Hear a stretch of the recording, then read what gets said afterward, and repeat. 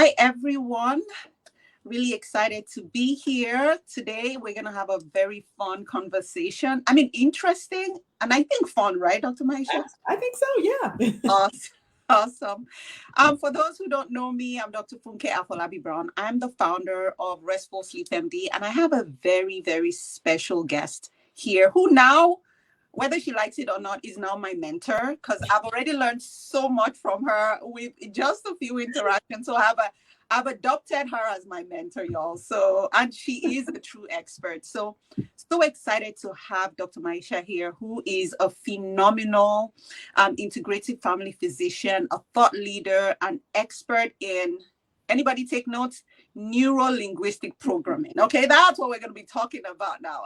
Listen, I do sleep, but it turns out this principle, this mechanism, what we're going to talk about today, can impact how we heal, how we move on from being stuck, which will eventually affect our sleep. So you know how I like to connect everything to sleep. One way or the other, this does impact sleep. So really excited to have you here, Dr. Maiysha. Can you just tell us a little bit about who you are and what you do and all that good stuff? Well, first of all, I just want to thank you, Dr. Brown, for having me on. It is such an honor and a pleasure. And I'm excited because, we're doing our podcast swap. And so it feels like a little bit of a continuation. So thank you for having me on. I appreciate you. So for me, who am I? I first and foremost, I'm a mom.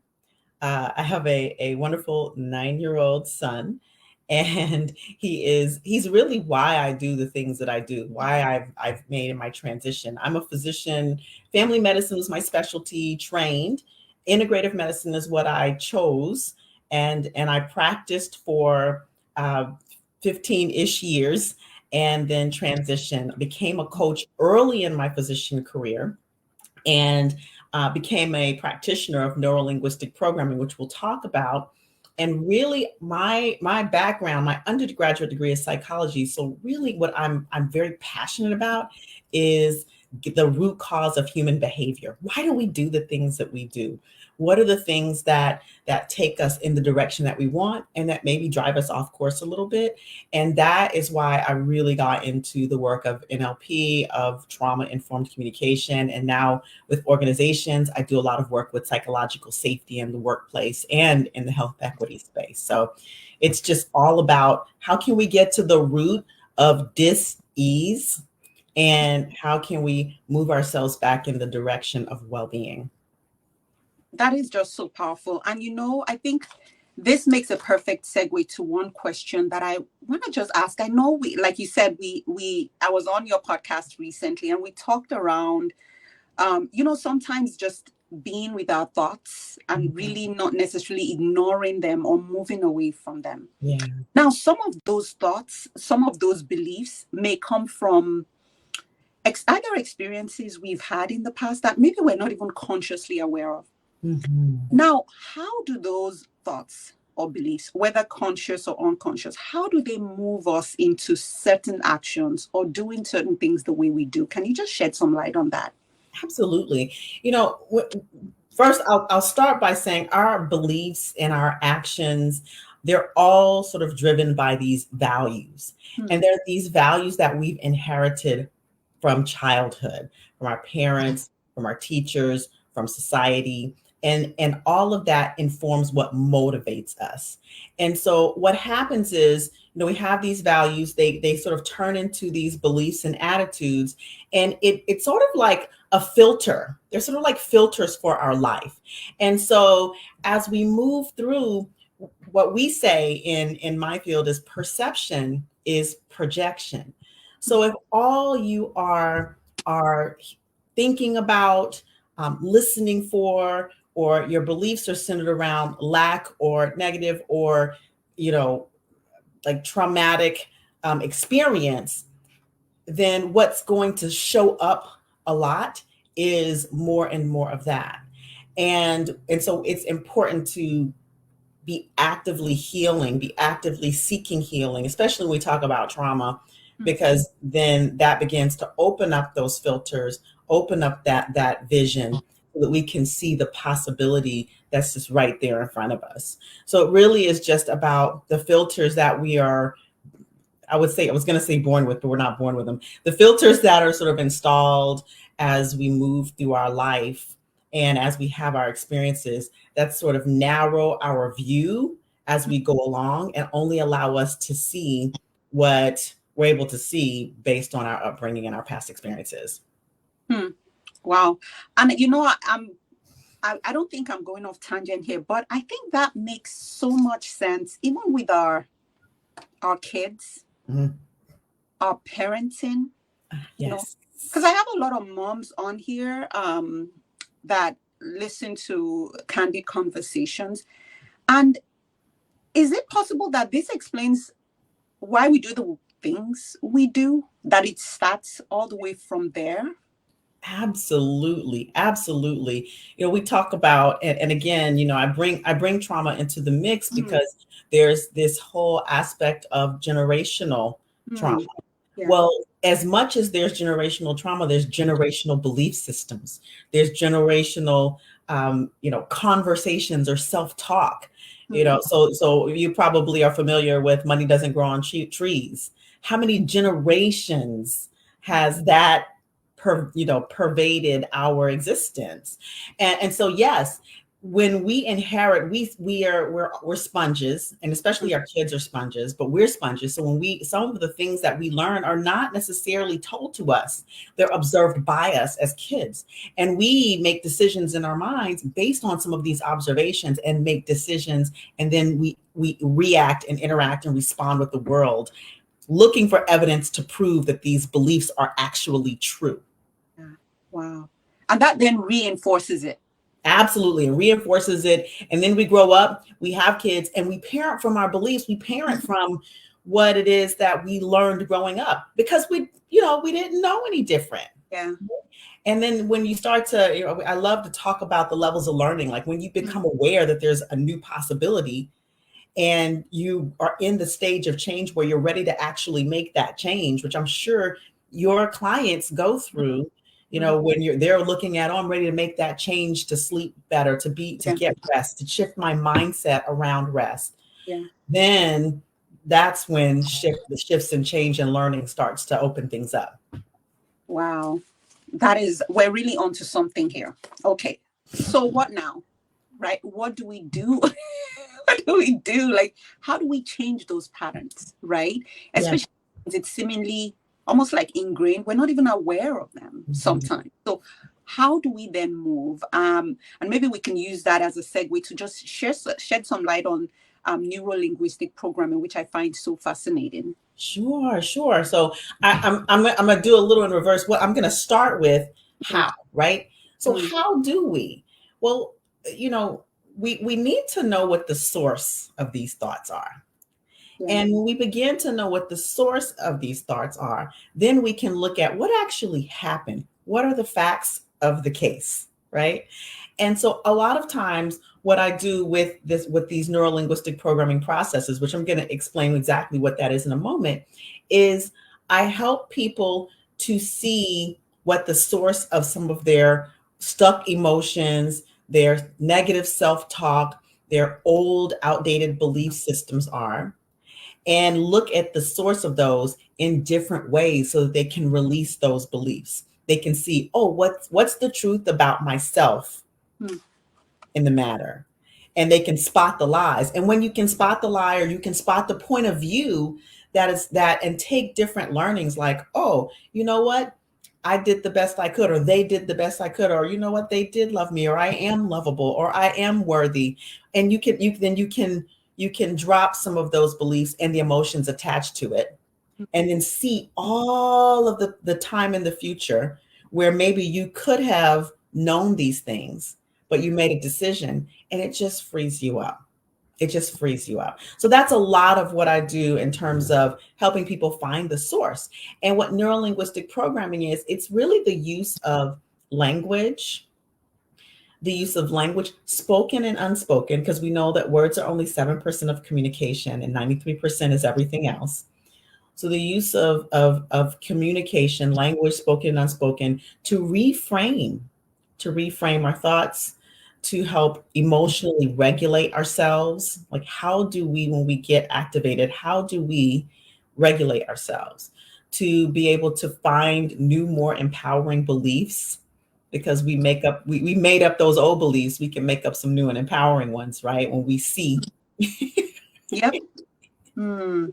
And that's a lot of what NLP is. It's a process, it's a way of thinking, but it also, there are tools attached to it. Wow, that's incredible. Now, how does that, someone might come, because one of the things you talked about was looking for the source, almost like going back and really digging deep. How is this different from therapy, for instance? Very good question. NLP is more process than content, right? So when we talk about the processes that I do don't necessitate that you relive old experiences.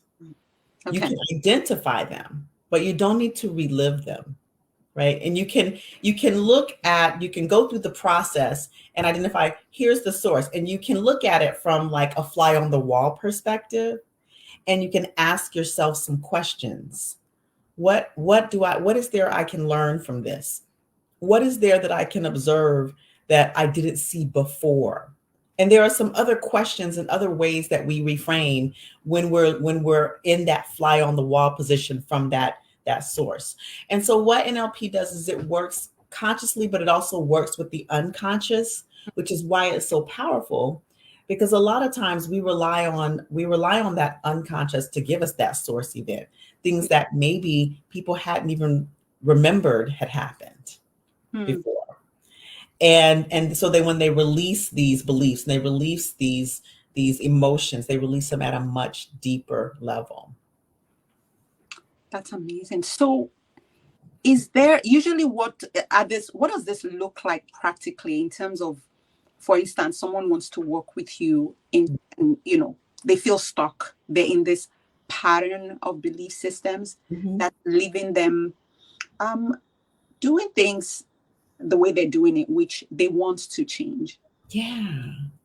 Well, and so I'm going to answer that question, but it thought occurred to me. I want to share a little bit. I want to share something about the differences, the nuances, and the fact that I want to make it clear that I'm not a therapist. I love my therapists.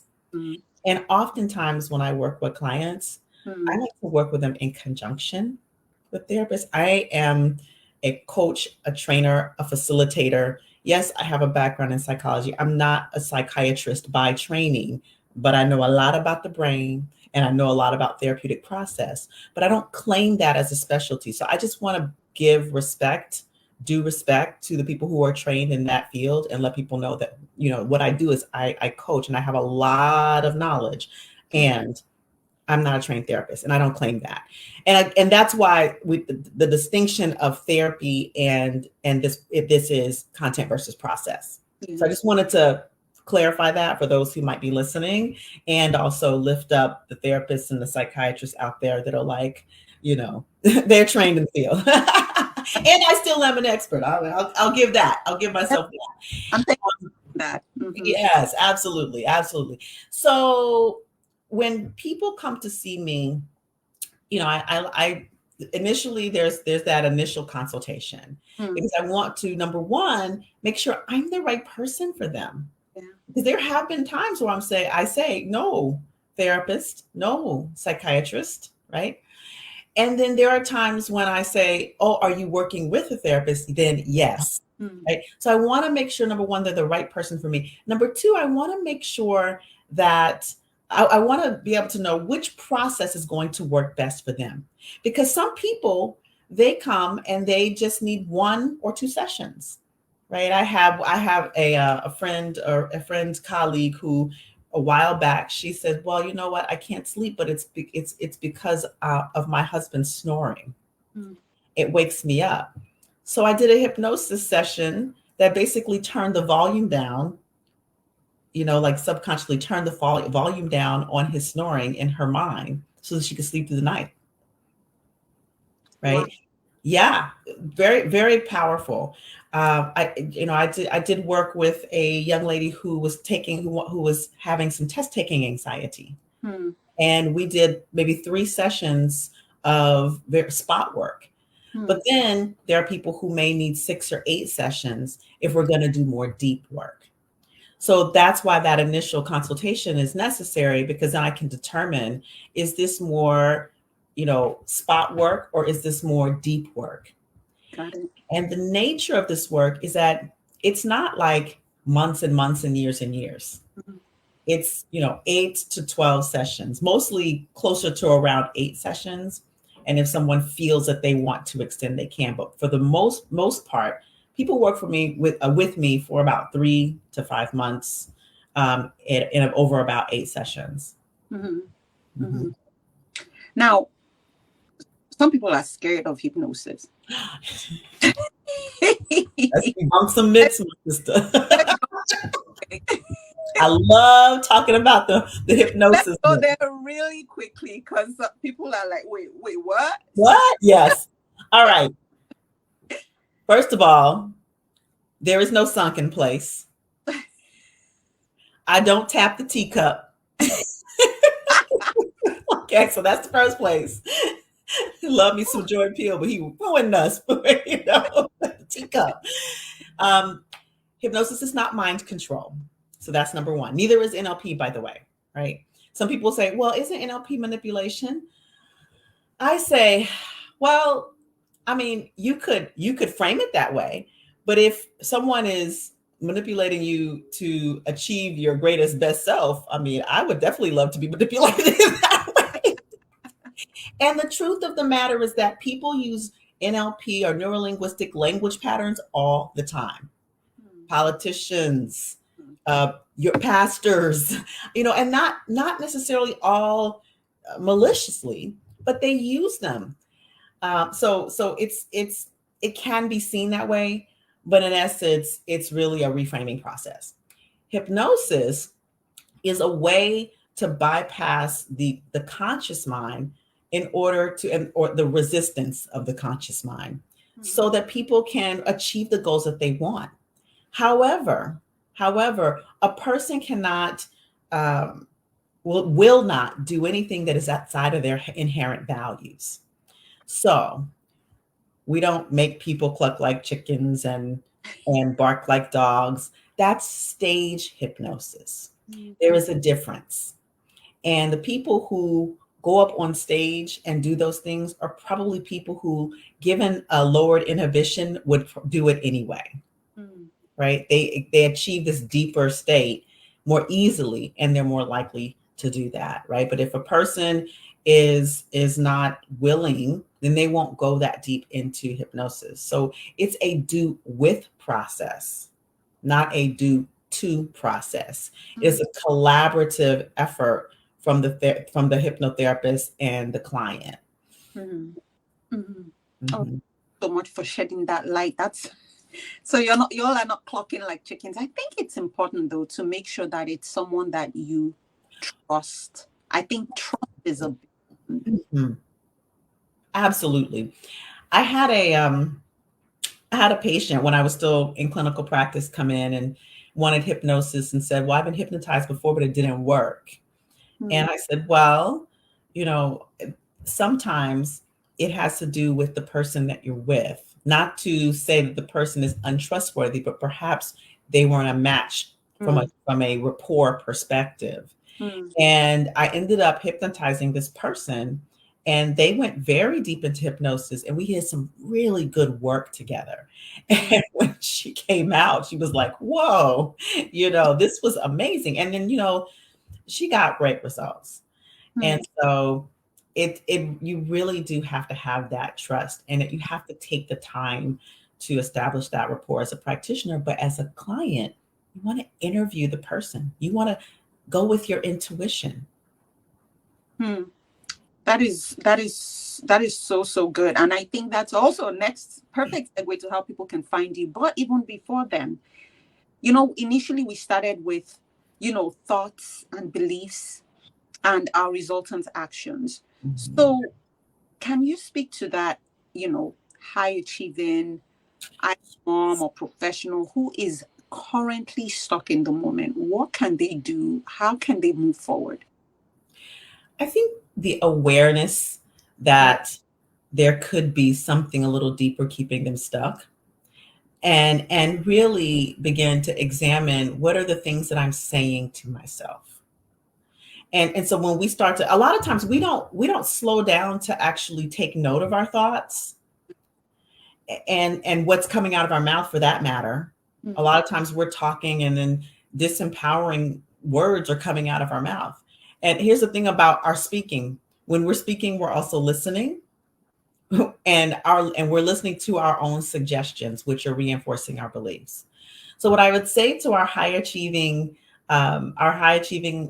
ladies, professionals out there, is start to catalog what's going on in your mind. What are you saying to yourself, especially when you find yourself feeling weighed down, or you find yourself overly tired, or you find yourself frustrated and activated?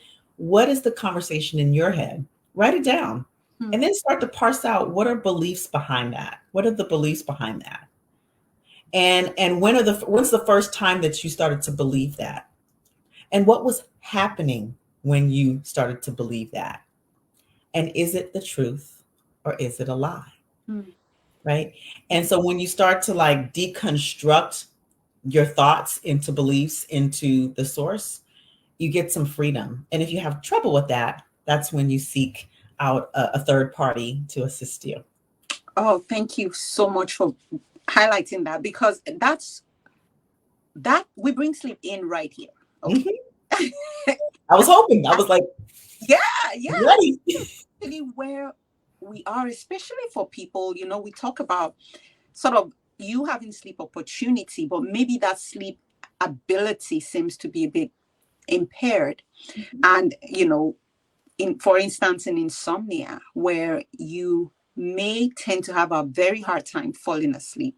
Mhm, And because of that, you get into the spiral of thoughts and mhm, catastrophizing and mhm. really just feeling stuck and almost like a victim to your sleep issues.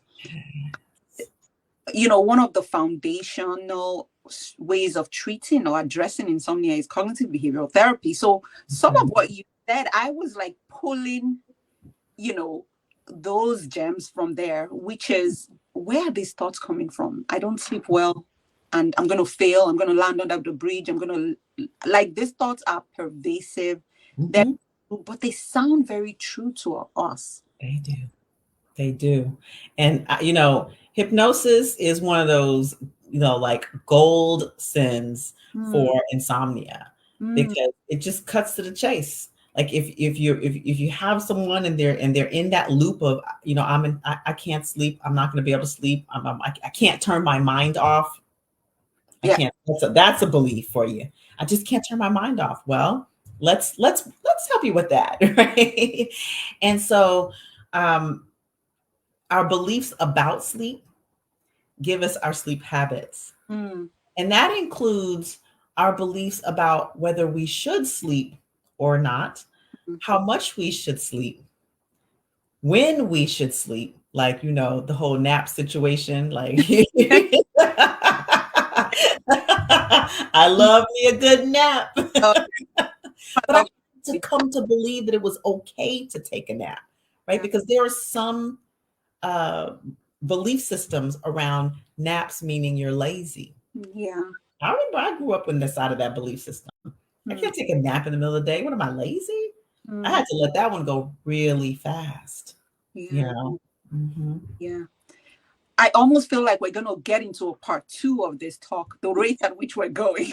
But that is just so powerful. And this has been really enlightening. Like, I have learned so much from this time with you.